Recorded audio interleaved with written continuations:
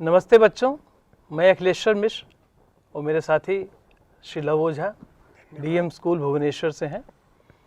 आज हम आपके अध्याय डाकिये की कहानी कंवर सिंह की जुबानी पे चर्चा करेंगे और हम इसमें उस पूरी वार्ता को एक तरह से जीने का प्रयास करेंगे, जिसमें मैं वार्ताकार के रूप में रहूँगा और मेरे साथी लव ओझा जी ये कंवर सिंह की भूमिका में रहेंगे ताकि आपको समझने में सुविधा हो। इसके पहले जैसा कि हमने पिछले अध्याय में चिट्ठी के सफ़र में पढ़ा है, चिट्ठी को दूसरी जगह भेजने के लिए उस पर डाक टिकट चिपकाना पड़ता है। इसे ठीक जगह पहुंचाने के लिए चिट्ठी पर पूरा और सही पता लिखना होता है। पते के बाद पिन कोड के स्थान पे सही पिन कोड लिखा जाता है। उससे डाकिये को जहाँ पर पत्र पहुँचना है वहाँ तक पत्र पहुँचाने में सुविधा मिलती है।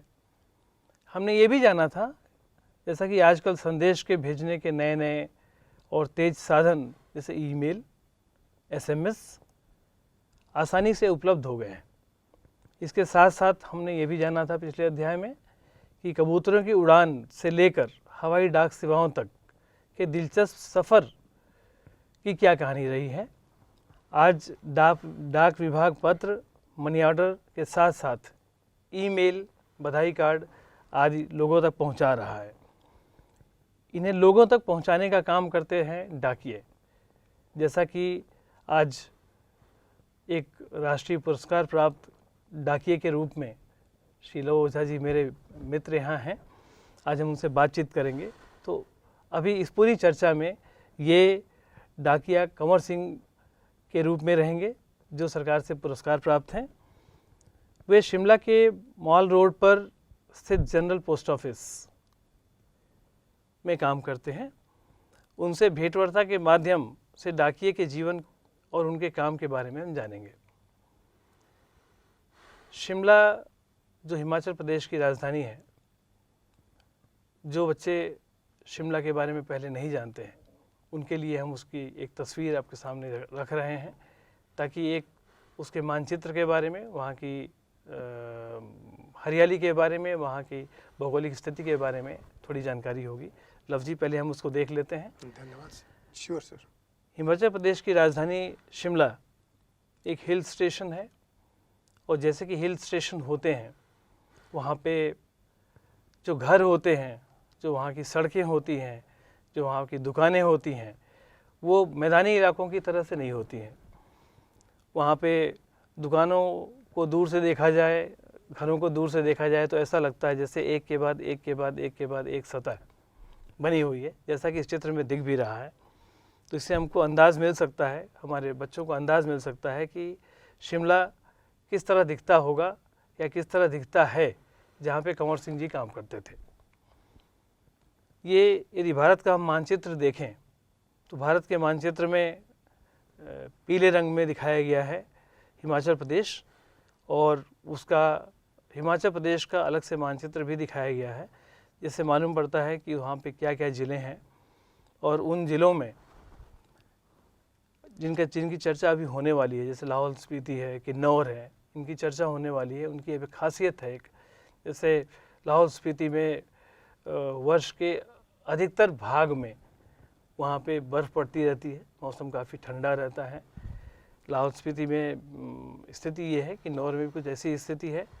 और जो हिमाचल प्रदेश है, जैसा हम देख सकते हैं कि ये जिन राज्यों से और भी लगता है, जैसे उत्तराखंड से ये लगता है, ये हरियाणा से लगता है, इसकी सीमा पंजाब से लगती है, जम्मू कश्मीर से लगती है, और तो और चीन से भी लगती है। तो बच्चों को, हमारे छोटे मित्रों को इससे आभास हो सकेगा कि हम किस भौगोलिक स्थिति वाली शिमला की हम बात कर रहे हैं। वहाँ पे जो रास्ते होते हैं, ज़्यादातर रास्ते जो होते हैं वो, जैसा कि आप भी बताने वाले हैं, ज़्यादातर रास्ते होते हैं वो गांव में जाने के कच्चे रास्ते होते हैं, क्योंकि वहाँ की ज़मीन ऊबड़ खाबड़ होती है, समतल नहीं है, ढलाने हैं। तो इससे हमारे मित्रों को, ये जो हमने एक फ़ोटोग्राफ दिखा है, इससे हमारे मित्रों को थोड़ा इस बात का एहसास हो सकता है कि किस तरह के कच्चे रास्ते वहाँ होते हैं। वहाँ के गांव कैसे होते हैं? गांव वैसे गांव नहीं होते हैं जैसे हम उत्तर प्रदेश में, मध्य प्रदेश में, या जहाँ पे घनी आबादी वाले राज्य हैं। वहाँ पे गांव ऐसे भी होते हैं कई बार कि जहाँ पे सिर्फ 4 ही घर हैं, 6 घर हैं, 7 घर हैं, 8 घर हैं, और गाँवों के बीच की जो दूरी होती है वो कई बार 4 किलोमीटर, 5 किलोमीटर भी होती है। तो डाकिये के रूप में ये बहुत ही चुनौती भरा ये काम है कि 10 चिट्ठियाँ बांटनी हैं और 3 गांव में जाना है, तो उसको 12 किलोमीटर की यात्रा एक तरफ की तय करनी पड़ सकती है। और रास्ते भी सही नहीं होते हैं। और रास्ते भी सही नहीं होते, बिल्कुल। रास्ते भी उतने आसान नहीं होते हैं, उबड़ खाबड़ होते हैं, बड़े ही दुरूह स्थिति होती है वहाँ से। सड़कें नहीं है और पैदल ही जाना पड़ता है। बिल्कुल, पैदल जाना पड़ता है। कुछ तिरछी ढलाने हैं, जैसे मैदानी इलाकों में तो समतल होता है, लेकिन जो पहाड़ी इलाके होते हैं वहाँ पे बहुत तिरछी ढलाने हैं, कई बार बड़ी सीधी खाई भी दिखती है।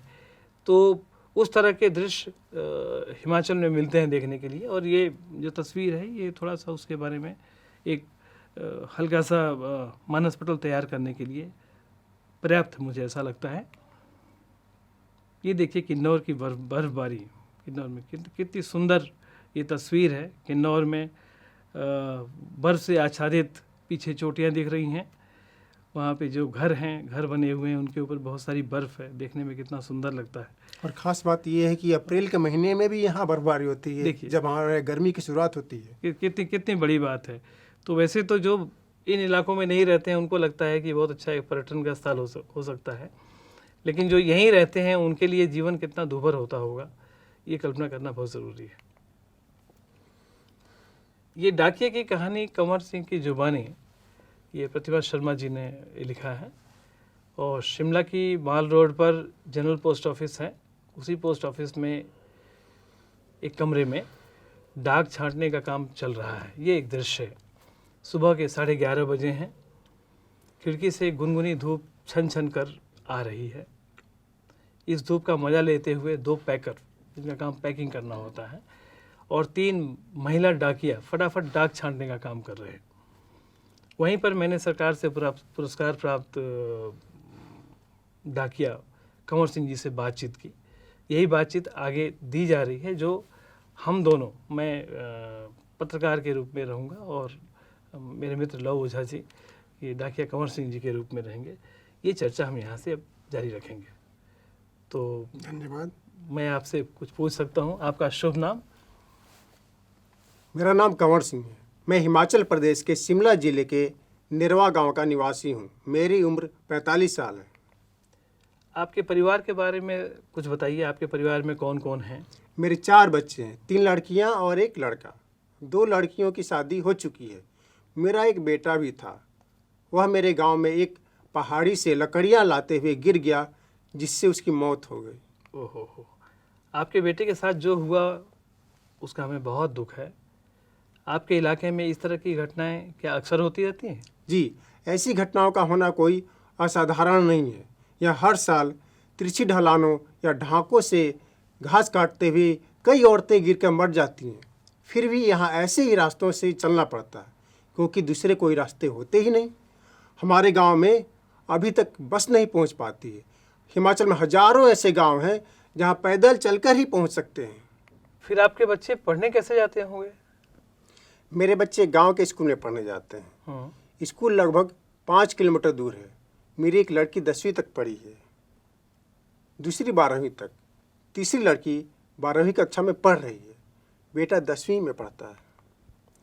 आप जहाँ काम करते हैं वहाँ आपके अलावा और कौन कौन है? क्या आपको डाकिया ही कहकर बुलाते हैं? पहले मैं भारतीय डाक सेवा में ग्रामीण डाक सेवक था। अब मैं पैकर बन गया, पर हूँ वही नीली वर्दी वाला डाक सेवक। डाक सेवक को क्या क्या करना होता है? मुझे बहुत कुछ करना होता है। चिट्ठियाँ, रजिस्ट्री, पत्र, पार्सल, बिल, बूढ़े लोगों की पेंशन आदि छोड़ने गांव-गांव जाता हूँ। क्या यह सब अभी भी करना पड़ता है? क्योंकि अब तो सूचना और संदेश देने के बहुत से नए तरीके आ गए हैं। शहरों में भले ही आज संदेश देने के कई साधन आ गए हैं, जैसे फ़ोन, मोबाइल, ईमेल वगैरह, लेकिन गांव में तो आज भी संदेश पहुंचाने का सबसे बड़ा जरिया डाक ही है। इसलिए गांव में लोग डाकिये का बड़ा आदर और सम्मान करते हैं। अपनी चिट्ठी आदि पाने के लिए डाकिये का इंतजार करते हैं। हमने सुना है कि हमारी डाक सेवा दुनिया की सबसे बड़ी सेवा है। ये भला कैसे?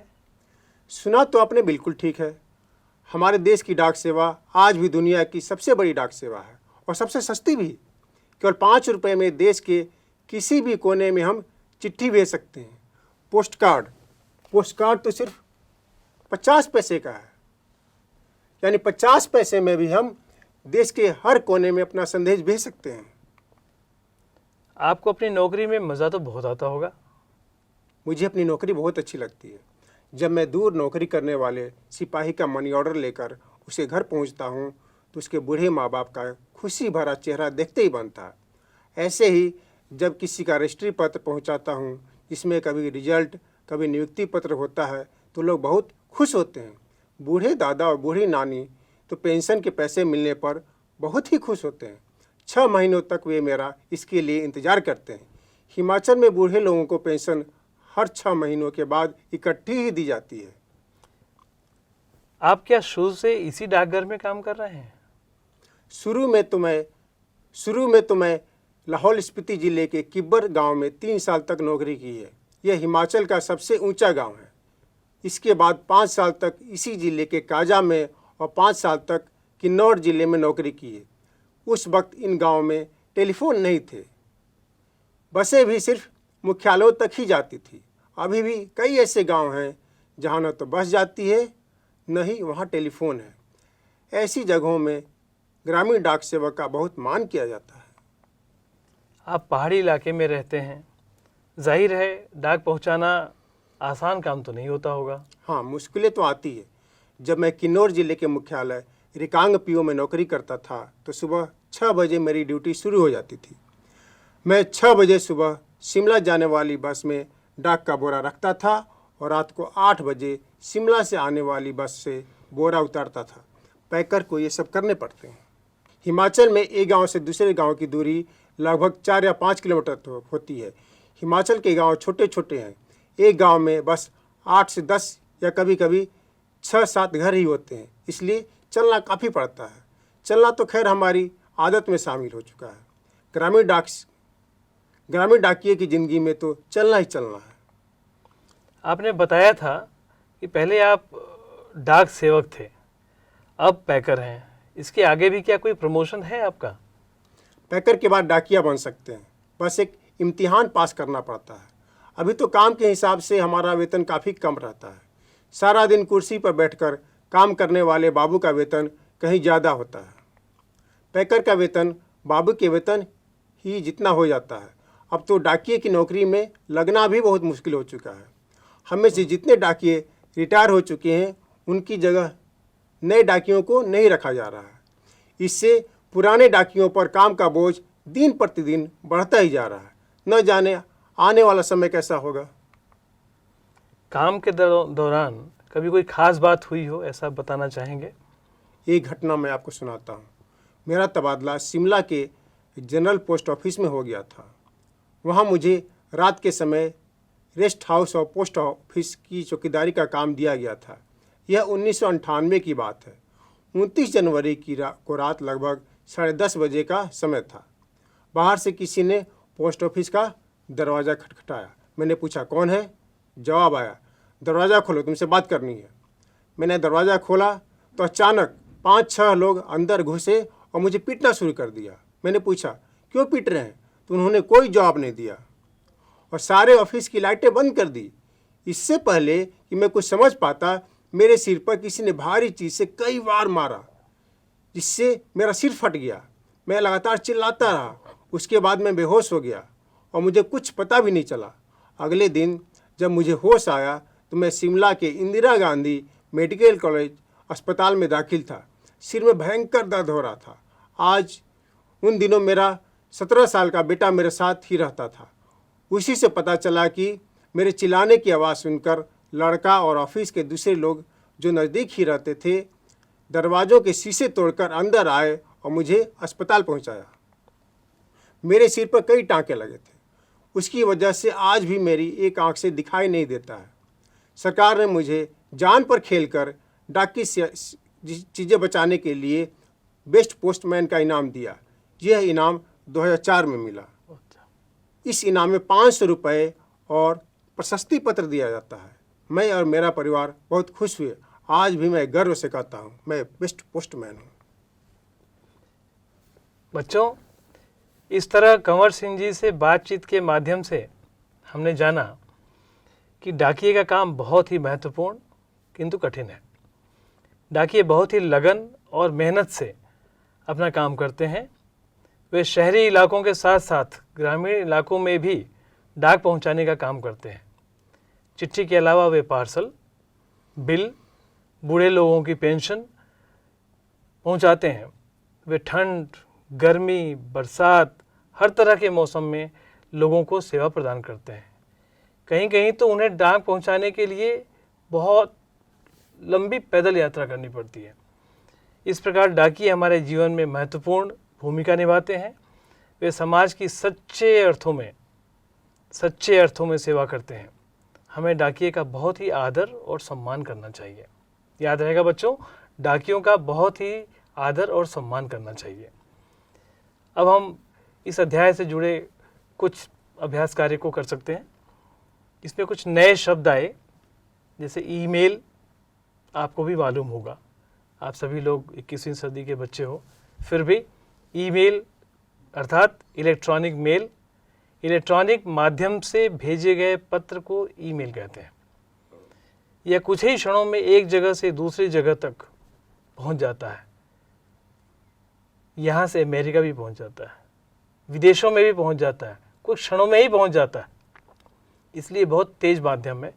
और उस ईमेल के पते कुछ इस प्रकार से होते हैं, जैसे मैंने कुछ यहाँ पे उदाहरण रखे हैं।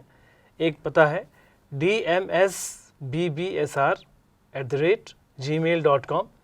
एक दूसरा उदाहरण है RIEBBS@nic.in। दूसरा शब्द आया था तबादला। कई बार इसको चलते फिरते भाषा में अंग्रेजी में ट्रांसफ़र कहते हैं। तबादला कर्मचारी को एक स्थान या विभाग से दूसरे स्थान या विभाग को भेजा जाना, इसको तबादला कहा जाता है। इसको वाक्यों में प्रयोग कैसे करेंगे? मेरे पिताजी का तबादला दिल्ली के प्रधान कार्यालय में हो गया। मुझे लगता है इस शब्द का इस्तेमाल आप कर पाएंगे। इस प्रकार से हमने डाकिये की कहानी कंवर सिंह की जुबानी समझा, और हमने ये समझा कि हमारी डाक सेवा किस तरह से होती है। अंत में बच्चों, मैं आपको कुछ एक पोस्ट कार्ड, अंतर्देशीय पत्र, लिफाफा और कुछ डाक टिकट ये मैं दिखाना चाहूँगा। बच्चों, मैं आपको पोस्ट कार्ड दिखाना चाहता हूँ। ये पोस्ट कार्ड, इसके बारे में अभी कहानी में बात हो रही थी, 50 पैसे इसका मूल्य है। आज भी इस पे ये इसका दूसरा तरफ है, यहाँ पूरा संदेश लिखा जा सकता है।